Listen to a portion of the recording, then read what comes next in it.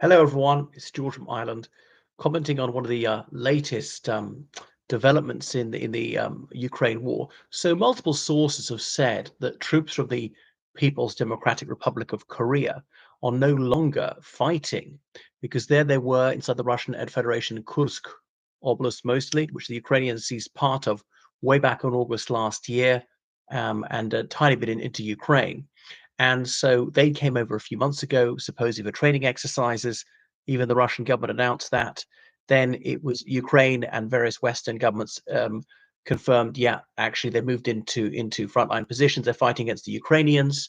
Now, they obviously the Ukrainians and Western intelligence agencies, they intercepted all sorts of Russian communications saying the Russians are trying to pass them off as Buryat, this indigenous ethnic minority from the Russian Far East, and their phenotype could be mistaken for that of a Korean.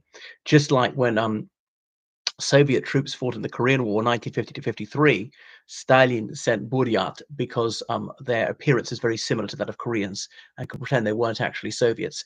Indeed, there actually are some ethnic Koreans in the Russian Federation who are Russian citizens. That's about 0.1% of the population, because some of them, some ethnic Koreans lived across the border in what was the Russian Empire. Then Comrade Stalin, in infinite wisdom, decided they shouldn't live close to the border with Korea and moved them into Siberia, deep into Kazakhstan, anywhere far away from Korea. But so North Korea was to a large extent a Soviet satellite. Then the Cold War ended, and Russia was economically in the doldrums, couldn't throw a lifeline to North Korea. Millions of people starved to death in surely the world's most sadistic tyranny, where there is slavery, and I mean that in an absolutely literal sense, slavery. People in coal mines against their will, laboring without work for starvation, rations, just to enrich the regime. So that's what communism is. Nothing's more exploitative than that. Anyway, so they've carried on with that Stalinist sort of regime. Russia's moved on to gangster capitalism. But anyway, Russia's one of the few countries that has cordiality with North Korea. Because Russia is short of troops and shells, they've made this deal. And I predicted actually very early in the war that North Korea sent troops to help Russia. Remember, North Korea was one of the only countries, one of five only countries to vote for the Russian position, besides Russia, in the United Nations General Assembly vote very early in the Russo-Ukrainian War. So as roughly 10,000 North Korean troops were sent, and by most estimates, there's around 4,000 casualties have been suffered by the North Koreans in just a couple of months. Now that's high, and it's thought that almost half of those are deaths, which is high. You think it'd be more like a quarter, partly because the medical care is so poor for them, or they're just told just not to surrender, commit suicide if you think you're going to be caught, things like that. And if they're going to withdraw, can't take a man with them, well, let's kill him rather than let him fall into their hands and told. And if you get captured by the other side, your family back in North Korea, they're going to one of those slave labor camps. So it's an extremely barbarous regime, just the sort of regime that Putin really would like to impose on the rest of the world, which underscores how vital it is that Ukraine wins. But anyway, why are they pulled out of the front line? Because the casualties are too much. And obviously, Kim Jong Un, like Putin, is not exactly humanitarian. He will throw away the lives of his own people. Why would he give these troops? Partly to solidify the friendship with Russia. Hardly needs to. There's also trading. They think for satellite technology, some of the more advanced missile systems and things like that, so it can threaten countries further and further away, like the United States. Maybe for oil, for food, because people are mostly malnourished in North Korea. But it could be, as I say, the losses are too high.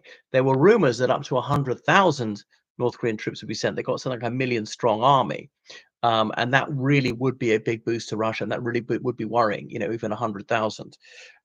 So it could be that the losses are just too high for gaining almost nothing. They've not been trained for this sort of battlefield. Communications are very difficult. Very few of them learn Russian.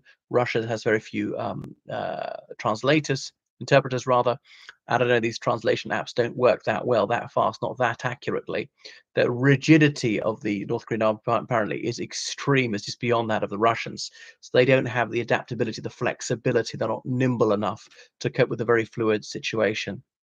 Russia's deprioritized them air cover, artillery support, anything like that. They just see them as, runts whose lives are to be thrown away in diversionary attacks. They're just decoys, stopping a bullet on behalf of Putin.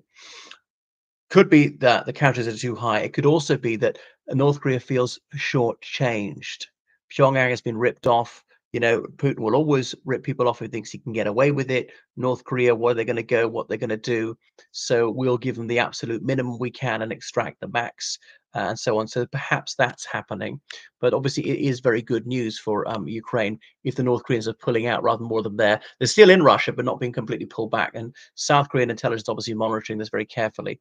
They managed to get two North Korean prisoners who survived, the two who were captured and died of their wounds very quickly. Um, because this person could be a mine of information. And all right, a private's not going to know that much that the Republic of Korea doesn't know already. But what's to happen to these luckless men? Be eventually repatriated to North Korea, be horrifically tortured for having surrendered, or be allowed to go free to South Korea.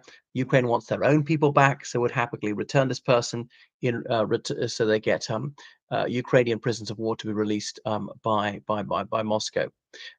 Anyway, so that was it. Now, the Russian government hasn't actually said North Koreans are there. It's embarrassing that they actually have to rely on them.